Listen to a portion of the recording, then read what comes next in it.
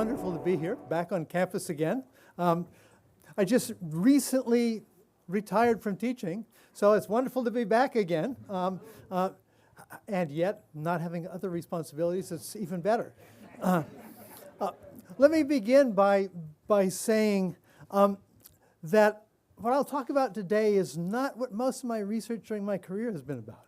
Much of my career has been about how brains develop from embryos and how brains have evolved.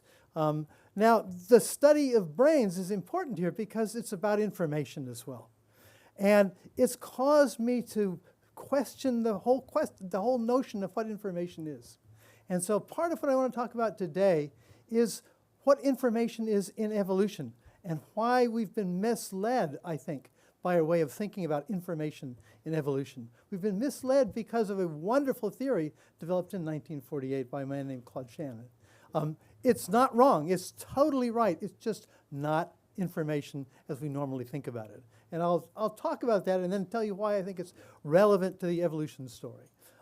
The picture up here I have shown is of course, René Descartes. And his distinction between res cogitans, that is the world of the mind, of form, of information, and res extensa, the extended world, the physical world. And Descartes, of course, is coming out of a long tradition that goes back to Plato and Parmenides and others in Greece, this separation of form and matter. What I'm going to argue today is that we have been, since then, and now currently still, in the shadow of Descartes' distinction. And I think that shadow has caused a lot of problems, because what I'm going to argue is that you can't separate them. You can't separate information and matter. You can't separate form and matter. Aristotle himself suspected this. He came up with this notion he called hylomorphism. Hylo refers to wood, morphism, of course, to form. And what he pointed out was that you can't have things that are substances that don't have some form. And you can't have substances that don't have some form, and you can't have form that don't have some substance to it. The idea that information is disembodied, I think, has been a problem, not just for science, but for philosophy as well. And so what I want to do is to ask the question, how do we think outside of that box? How do we put form and matter back together? Now, I want to say that this is everywhere. And if there's physicists in the room, you'll probably get angry at me for saying this. This is John Archibald Wheeler's notion of it from bit.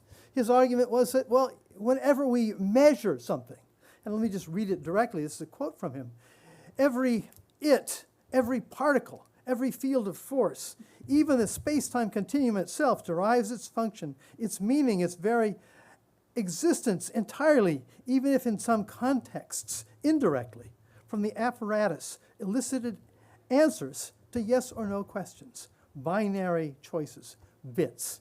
His argument is that the universe is at base bits. The argument comes from this logic, what's oftentimes called the measurement problem in physics. The measurement problem is that sometimes it's described as the collapse of the wave function. That before you've measured something, it's in a superposition. You can't distinguish states. But during the measurement process, whether it's a two-slit process or a one-slit process sending particles through something, the measurement gives you a yes-no answer. But before that, there is no yes-no. The point is that at the point of measurement, it's always also physical. It cannot be separated from bits. You can't have it without bits, and you can't have bits without it. That's the point I want to get across here. I want to start with an alternative perspective as well. This is an Asian perspective. This is the Taoist. In the number 11 of the Tao Te Ching, Lao Tzu says this. He says, 30 spokes converge at the wheel's hub to an empty space that allows it to turn. Clay is shaped into a vessel to take advantage of the emptiness it encloses. Doors and windows are cut into the walls of a room to provide access to its protected space. Though we must work with what is there, use is provided from what is not there. So what I'm trying to show here is that in the Eastern perspective, the idea of use, let's put this in the context of teleology, of meaning. Use is functional. It accomplishes something. It has an end. And what Lao Tzu was saying is that, in effect, yes, we work with matter to create the space for uses. I want you to think about this as I go through this, because I'm going to reframe the theory of evolution in these terms as well. So teleological causality, the concept of teleological causality, that is, causality to accomplish ends, is effectively excluded from playing any explanatory role in the physical sciences. So one of the challenges of course, religion and particularly physics is that we really are in this struggle of trying to explain things with or without teleology. If you're an engineer, the last thing you want to do is to say the work has a purpose. It just, it falls together this way. But this points, the problem with the teleological argument is the teleological argument points to a locus of cause, but not a mechanism of cause. That's how does it work? We got an end, something that caused it to go to that end, but how did it work? That's why it's very difficult to bring teleological stories into the natural sciences. And it also treats the absence of something that's not there yet, as something that will influence its presentation. So the very fact that I haven't given this talk before this has played a role in me giving it now.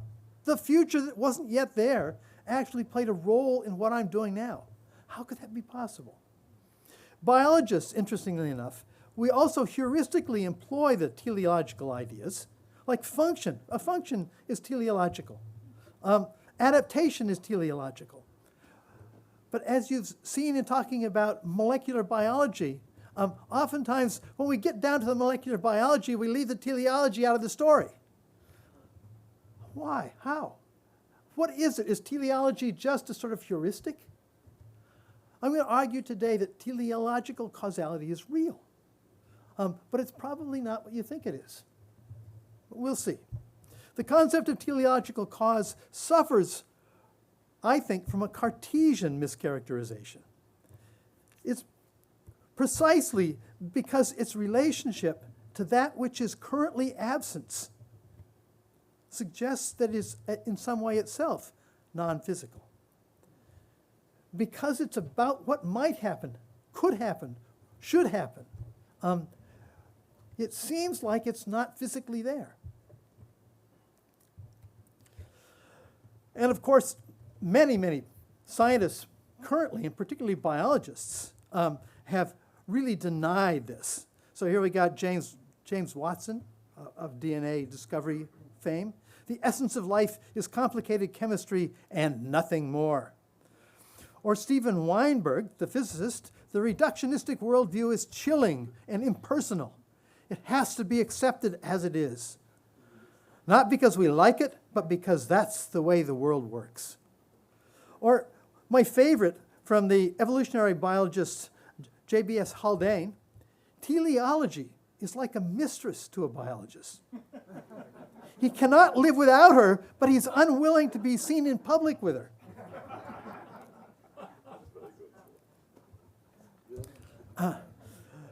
So I think that's our problem. What I want to do is to make her legitimate. So let me begin with Jean-Baptiste de Lamarck. Lamarck did one thing remarkable.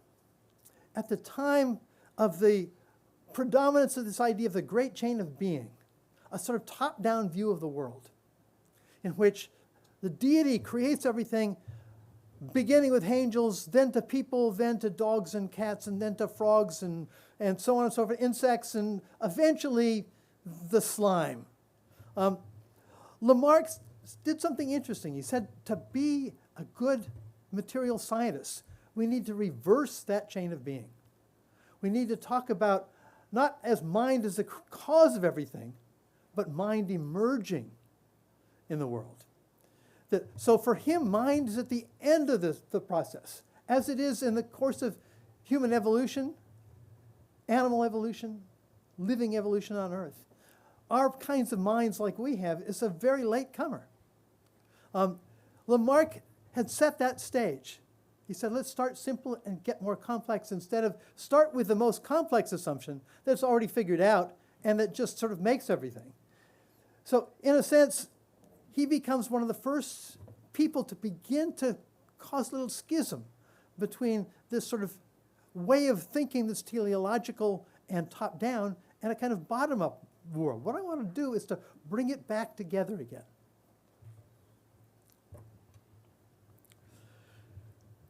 Here's my way of sort of caricaturing this. The chain of being, top-down. There's an intelligence that starts everything. And we can explain how everything fits into place because it's well designed to fit where it belongs. Lamarck reverses that and yet does something interesting. He says, yes, it is the case that things begin simple, but life has to begin with something that he describes as striving. Living things strive to exist, strive to stay alive, because the world is basically causing them to fall apart. But once you have striving, he said, then you can have habits of striving, which can affect your physical body. And he, of course, had this idea that the habits of life change the physics of life, the physiology and the materiality of life.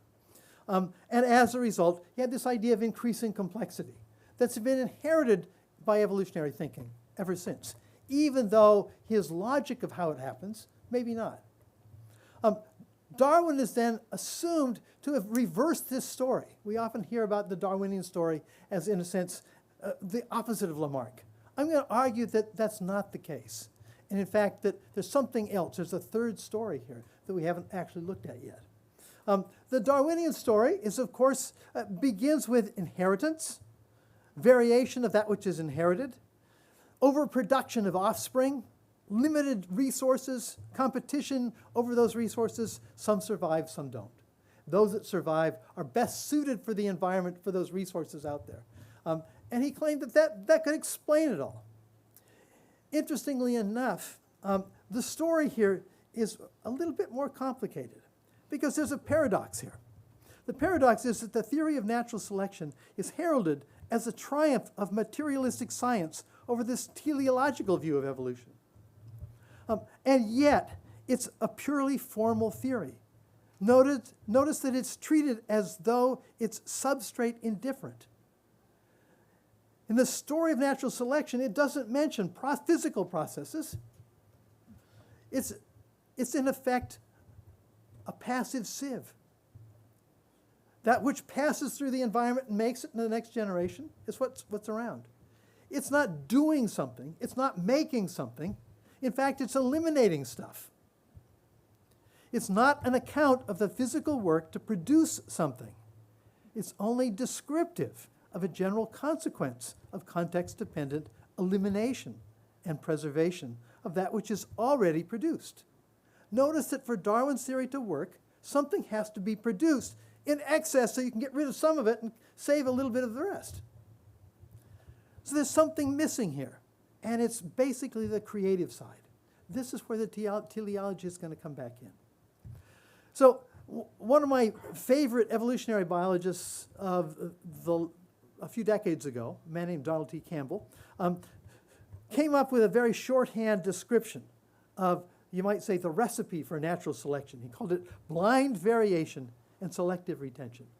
Blind variation means things get varied by chance, and some things get selected because they fit in the context and some things don't.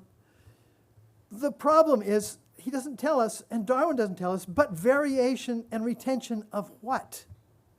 This is, again, this whole issue of separating the formal part. Variation is a formal concept. Variations, different forms, and selecting those forms. But all forms, all variation is physically embodied in some way. The physical embodiment's going to matter. So one of the questions you can ask is, if it's just variation, ignoring the physical form, ignoring the work involved, why should there be selection at all? Why should some things be better off than others if it's just formal? Darwin, of course, coming up with this formal idea, oops, let me back up a bit here. Let me back up here, there we go. Would not have access to ask these questions. He's asking at the beginning of even the cellular concept of life was just beginning in his time. But here, I want to quote to you the last line. Everybody quotes this from The Origin of Species, but they miss something. And that's something I think they miss. I've put in red here.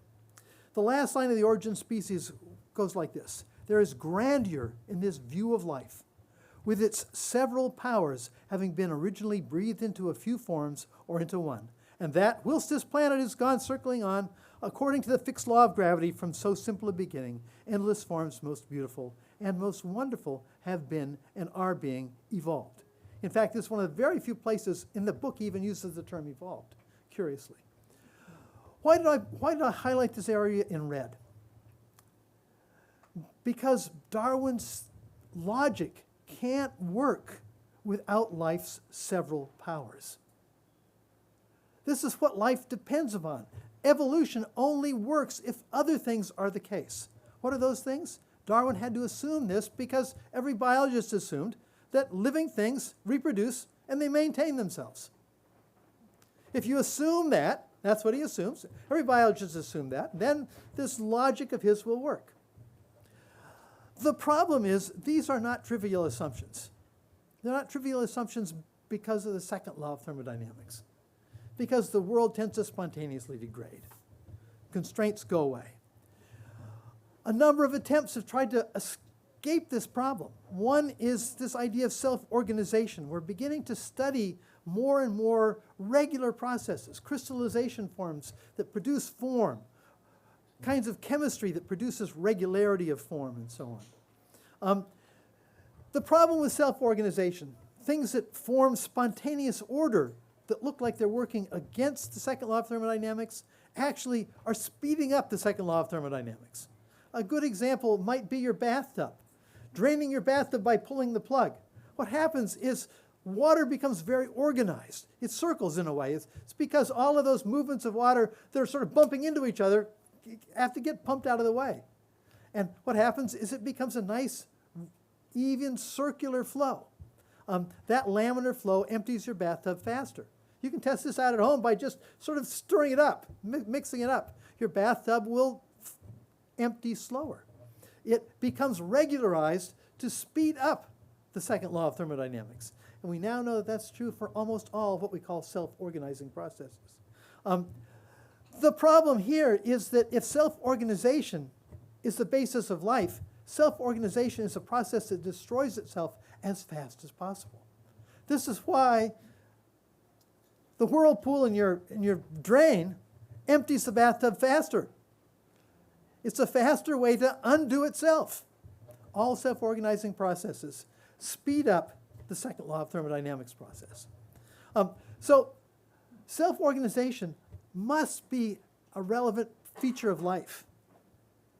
But life can't be just self-organization because it doesn't destroy itself as fast as possible. Secondly, there's order. Living systems seem to increase in order. This seems to be also a problem for the second law of thermodynamics. How could that possibly be the case?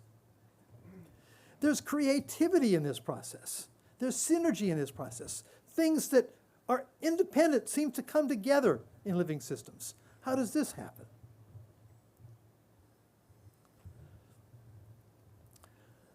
So one of the things I want to do now is to shift gears a little bit, to talk about causation, backward causation and representation. The conceptual inversion of the cause-effect relationship is sometimes called backward causation. This implies that an unrealized state is able to influence a current physical process. So just because we want something to happen, it's not going to happen spontaneously. We have to do work oftentimes because of the second law of thermodynamics. So to some extent, this kind of backwards causation, top-down causation, is not what drives the world. And yet, there is a reality that's somewhat less exotic than this. We human agents experience purposeful action as a way to achieve an end that we can represent in advance. We have a representation, a mental idea. It's not realized yet. But somehow this influences its production. So one of the questions is, how do we think about this process? We need a more detailed theory of biological representation. What's a representation? It's something that we oftentimes think about in terms of mind. So is there a biological analog to information about possible future states? That's what we're talking about here. A representation is about something that's not yet there. How could this be the case? Part of the problem has to do with how we think about information. The theory of information was changed radically in the late 1940s. When you think about information, you think about what matters, what causes something to happen, and so on. The theory of information that we've inherited from the 1940s is a very different sort of story. Claude Shannon, who came up with this in the late 1940s, said the fundamental problem of communication, notice he doesn't say information here, is that reproducing at one point either exactly or approximately a message selected at another point. He's basically talking about communicating things. This became called information theory.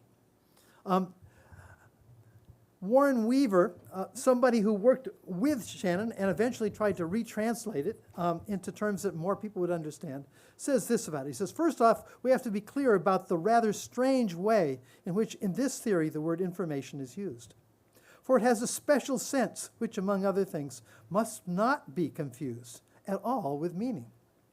It is a surprising but true fact that from the present viewpoint, two messages, once one heavily loaded with meaning and the other pure nonsense, can be equivalent as regards to information.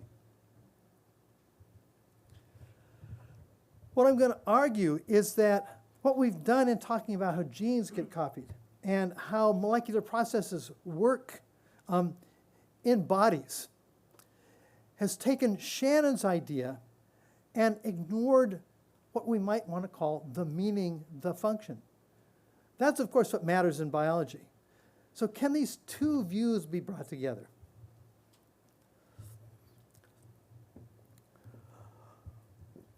Probably one of the simplest notions about genetics is it's just pattern replication, copying a pattern, one pattern to another.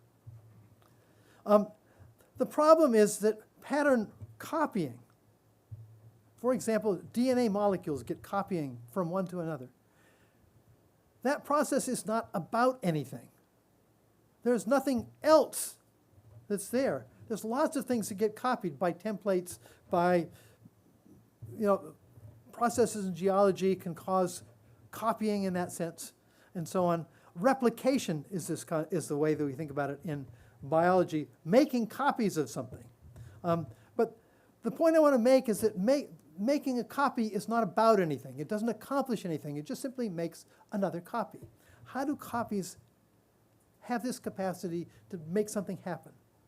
So, as a result, there is no normative character to a copy if it's just a copy. There's no better or worse patterns.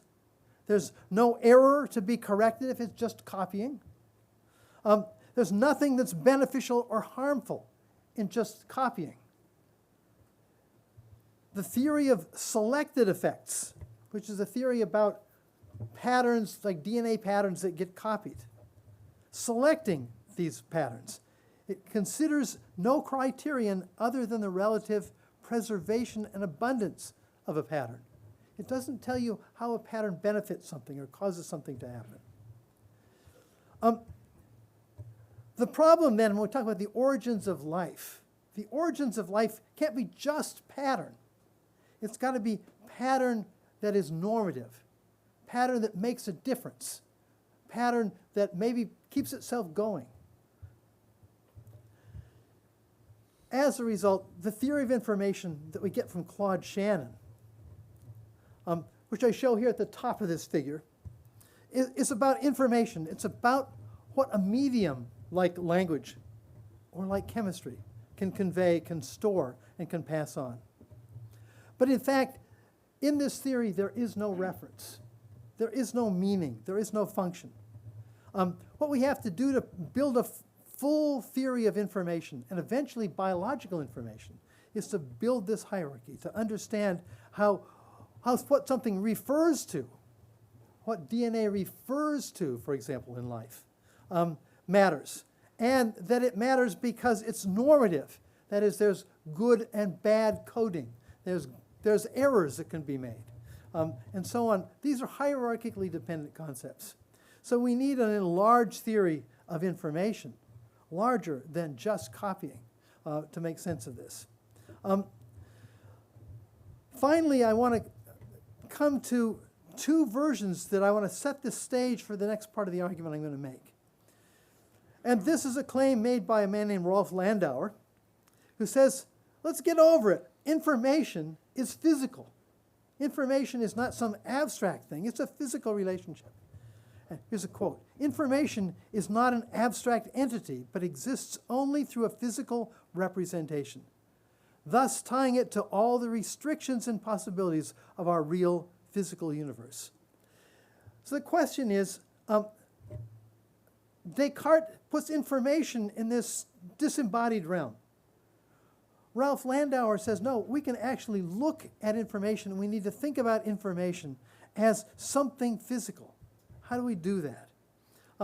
The philosopher John Collier, I think, does an even more interesting job. He says every manifestation of information, semiosis and meaning that we've been able to study experimentally as a physical form, neglect of their dynamical, energetic ground tends towards dualism or idealism, leaving the causal basis of semiosis, that is, meaning-making processes, and the causal powers of representation mysterious.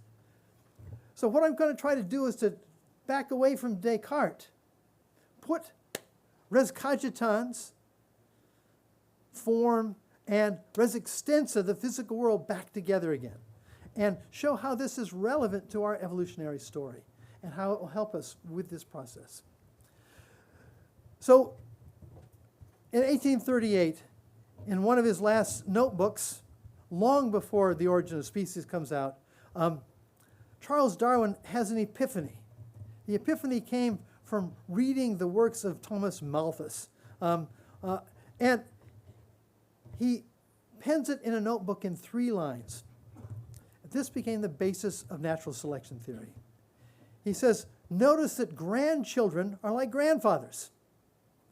And there's a tendency to small change, especially with physical change. And what he means by this is in reproduction.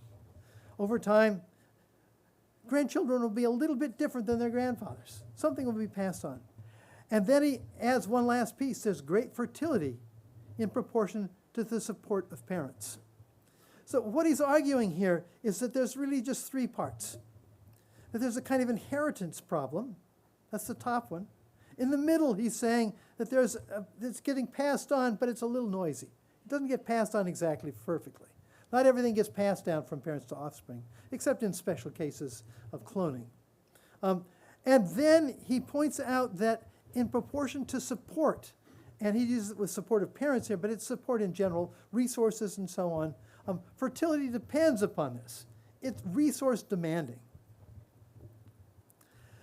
So now I want to compare 2 aspects of the Darwinian story.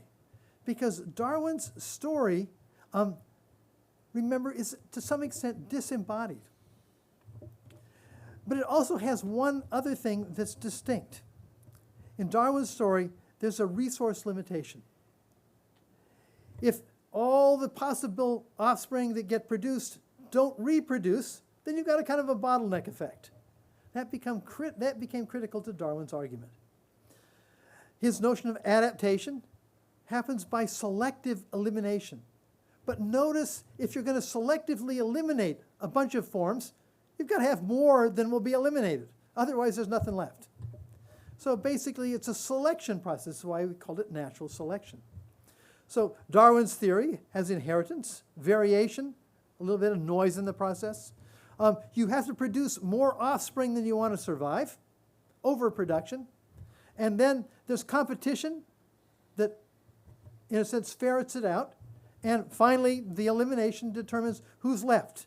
And who's left will therefore be better fitted to the context, because it's the context that determines what gets passed on and not.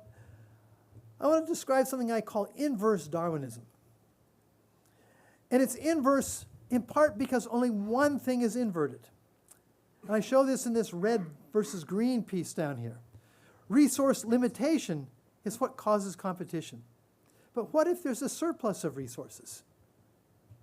What if there's a surplus of resource, then you don't eliminate? Every flower gets to bloom. When does this happen? Well, it happens in every organism as it develops.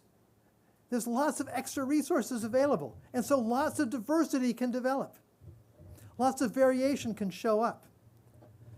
What you get is duplication, not just inheritance. You get many more things produced in a developing organism. You get many more cells produced. They're redundant of each other. You have to increase redundancy. But then they're going to vary from each other. They're going to degenerate, so to speak. Some of the features are going to change. So as my body developed, a number of cells lost some functions and other cells turned on other functions. There's also a multiplication process. What has to happen in evolution is you have to produce more than will persist. But if in fact you produce excess and nothing gets eliminated because there's no limitation on resources, then you can get all kinds of new combinations. Things can work together in a variety of ways. So rather than adaptation, where you are eliminating all but the best fit, so to speak, now you get what I call coaptation. Things tend to synergize.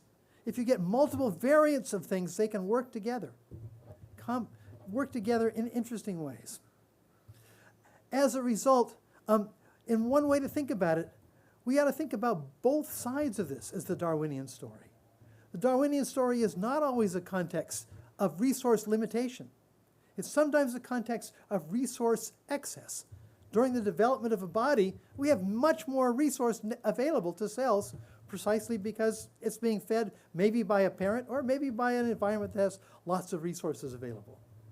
Things don't get eliminated.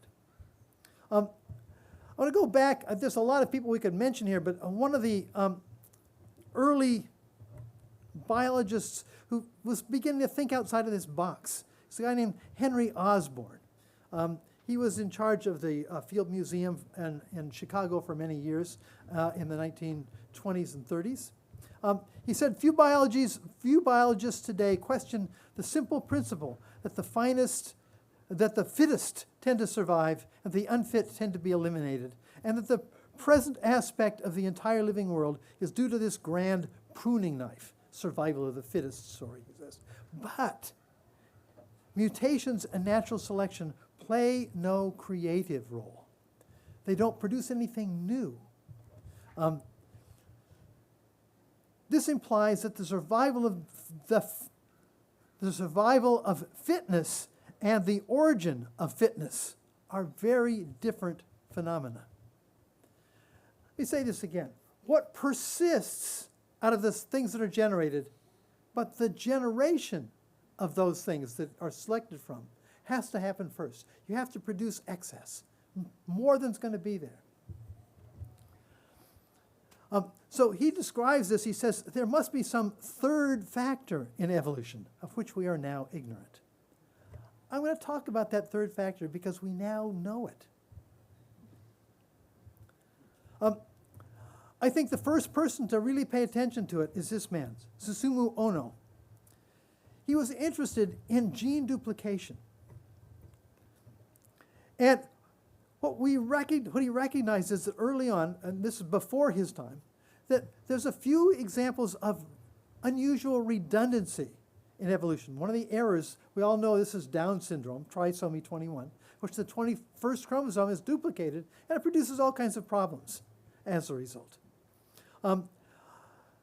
There was other examples of this. Another example was picked up in 1936. But by the 1960s, it was beginning to become obvious that not only do some genes, some chromosomes get duplicated, but many genes get duplicated. That lots of things get duplicated in large numbers. Genome duplication became obvious. We now know that many whole organisms in their evolution had their entire genomes duplicated. So here's a quote from him. It's right from his preface in his book. It is said that necessity is the mother of invention. To be sure, wheels and pulleys are invented out of necessity by the tenacious minds of upright citizens. Looking at the history of mankind, however, one has to add that leisure is the mother of cultural improvement. Man's creative genius flourished only when his mind was freed from the worry of daily toils. So basically, what he wants to point out here is that in some manner, he says, in the same manner, one might say with regard to evolution that natural selection merely codified while redundancy created. Making more copies of things is important in this process.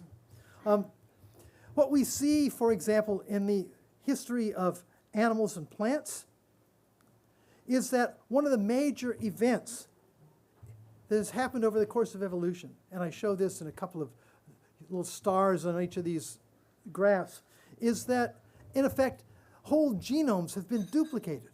The entire copy of the genome has been duplicated. You get lots of redundancy. Why did this happen? Well, redundancy turns out to give you more options. It's, in effect, this process I was just talking about of, in a sense, you distribute it out. 5 minutes, good. What we see is, for example, genes get duplicated. In fact, some of the most duplicated genes we turn out to have something to do with diet. The gene we call amylase, it's for basically for digesting starches, has duplicated many, many times, and we see in different species it's been duplicated a lot, mostly species that are involved in digesting starchy foods. This is just simple redundancy. One way to deal with more of a demand is make more copies of this gene that do the work of digesting starches. But there's another reason for redundancy, for making extra copies of things. And this is shown in the olfactory system. One of the things about olfactory receptors is that simple sensory molecules that identify certain chemicals in the olfactory system have been duplicated, and duplicated thousands of times and then varied. Duplication and variation is incredibly common, and it's in some of the most demanding tasks, distinguishing among different odorant factors, for example. Having redundancy and slight variation gives you a tremendous capacity to, in a sense, recognize different molecules. This goes back to a theory that has to do with information and noise. So here's a noisy sentence, repeated many, many times with different noise. Notice something about it. Although the same sentence has been repeated with different noise, what's happened is that a different position on it has been messed up. Noise is irrelevant because noise is not correlated with function. Noise is, in a sense, independent of function. But in fact, if I now characterize those cases that are most redundant versus those that are not redundant, you can begin to figure out what's being said here. The redundancy, this is something that information theory has told us. Redundancy allows us to correct for noise. So even in a very, very noisy system, you have, this is actually a sentence, redundancy is required to compensate for noise. Many, many copies of things compensates for noise. What we see is that this is part of the evolution of the genetic code, is that one of the things that happens is that particularly if a gene is not well protected or it doesn't have an intense function defending it, what will happen is oftentimes it will degrade. But if it's under intense selection, if it's a needed gene, then what happens is that it's maintained generation after generation in the genome. But one of the things that happens commonly, as I showed this with both of these last two examples, is that genes oftentimes get redundantly copied. You get 2 copies, 3 copies, 4 copies, or in case of these other examples, many, many copies. But if you've got many copies, you've got redundancy. And redundancy can compensate for noise. It can allow variation to accumulate and still be interpretable. So one of the things that can happen with a gene, shown here, is that once it gets duplicated, and this happens all the time, turns out it's one of the most regular things that happens in the genome, is you get duplication of genes. But by duplication, now you don't need both. Selection gets weaker. Things can degrade a little.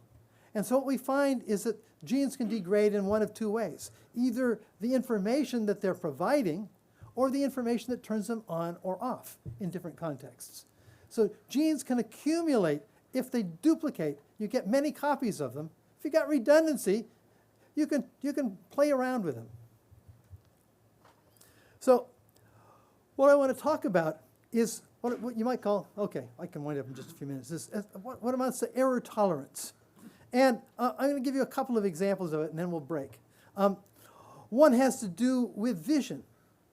Why can we see in 3 colors and other species don't have 3-color vision? The answer is that a gene got duplicated and degenerated.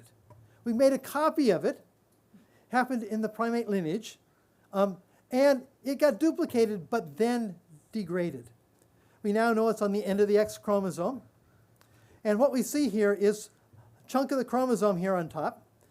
It gets duplicated, this chunk that produces rhodopsin. By being duplicated, now we have 2 of them. One of them can degrade, and you still have the function. You've got redundancy. What happens because of this redundancy is now that one of them can degrade, and what happens is it degrades in its light-sensitive tendencies. It shifts more towards the red end.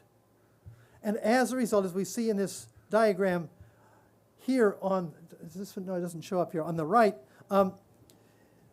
that in fact from 2 frequencies, now 3 frequencies can develop. And now the ability to see in 3 colors like us primates can do suddenly appears simply by virtue of redundancy and degradation. Degradation actually gives us a new function under these circumstances. We know that this has happened in multiple ways. I'll just give one other example and then jump ahead. And this has to do with hemoglobin in your blood. Hemoglobin in small animals doesn't exist. If you're very, very small and oxygen can diffuse into cells easily, you don't need blood.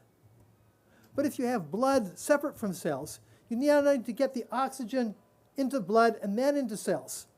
So what's happened over the course of vertebrate evolution is that hemoglobin itself got copied, degraded, got copied, degraded, got copied and degraded, and different versions of degradation took on slightly different functions.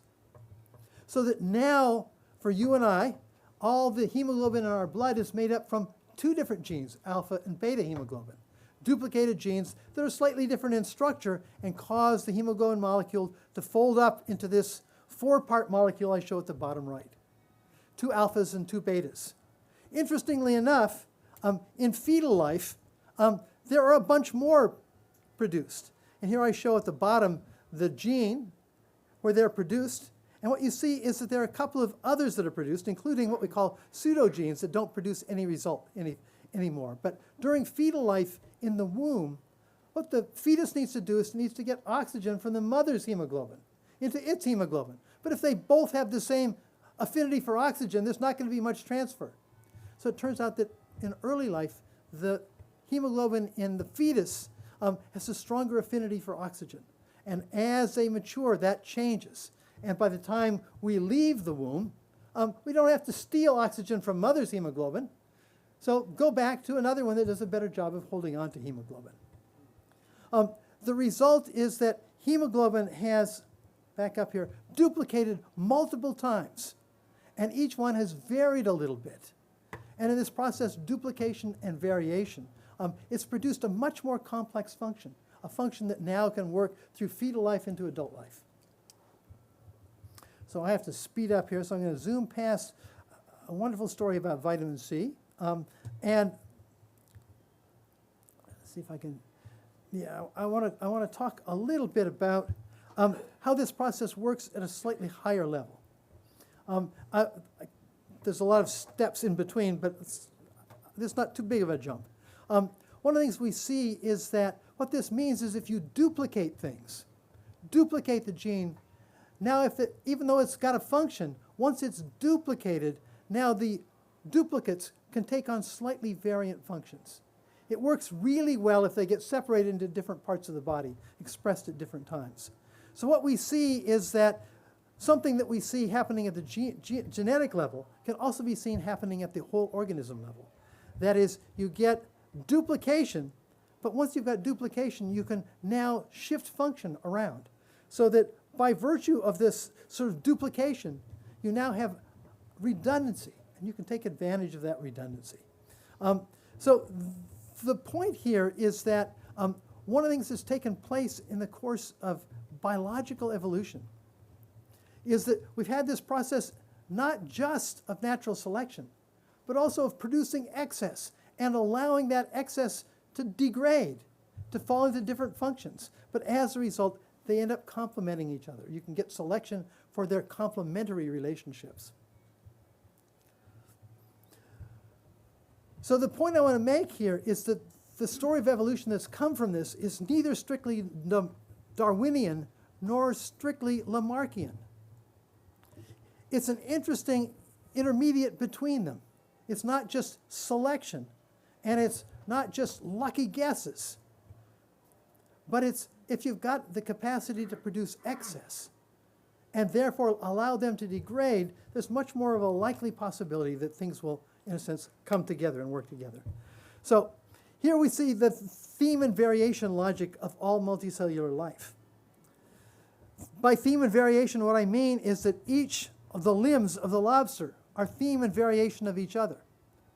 They're controlled by the same genes, but just a few differences.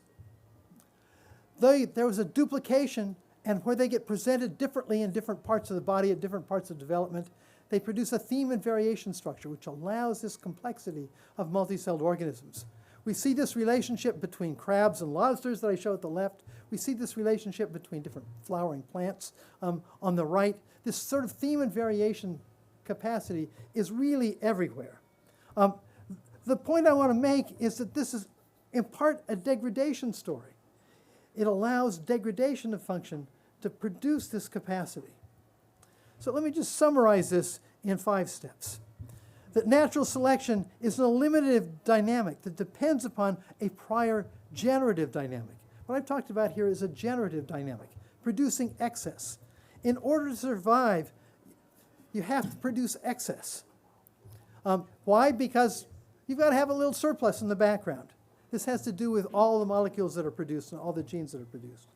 To stay ahead of the second law of thermodynamics, life has to do work to produce excess, has to have excess functional parts. The resulting redundancy provides a kind of error tolerance that allows the accumulation of degenerate variant forms. So what we saw is that hemoglobin degenerates. Once you've got duplicates, now you can let some of them do other things, slightly vary in their function or where they're expressed in the body. And the preservation of many related partially functional variants. Because they're neutral if they're protected by the original function, if they're duplicates. This allows the discovery of novel functional synergies, how genes can begin to work together, like the hemoglobin molecules have begun to work together to produce the complicated life that we're talking about. So let me just end with this picture. This is the yin to Darwin's yang, so to speak. What I'm arguing is what I call inverse Darwinism, which is about generating variety, generating diversity, is necessary to generate the raw materials for Darwinism. So in effect, the Darwinian story is both a generative story and a subtractive story. You need both sides of the story. And this is going to be true at all levels. You need to have more hypotheses in order to select from those hypotheses. The question is, how do you generate good hypotheses? It turns out this is probably the way we do it ourselves. We generate a hypothesis based upon something that we already knew, but slightly varied. And then selection can go to work. So the point I want to make here is that, in effect, this is not just a story in which function comes first. Function can come first, be diversified, and come second, and can be built and built and built in multiple levels. The Darwinian story is only half the story. You need both a subtractive story and an additive story in evolution. The whole story of evolution has both components. That's why I think depicted here is yin and yang, a subtractive and an additive component. So with that, I'll stop.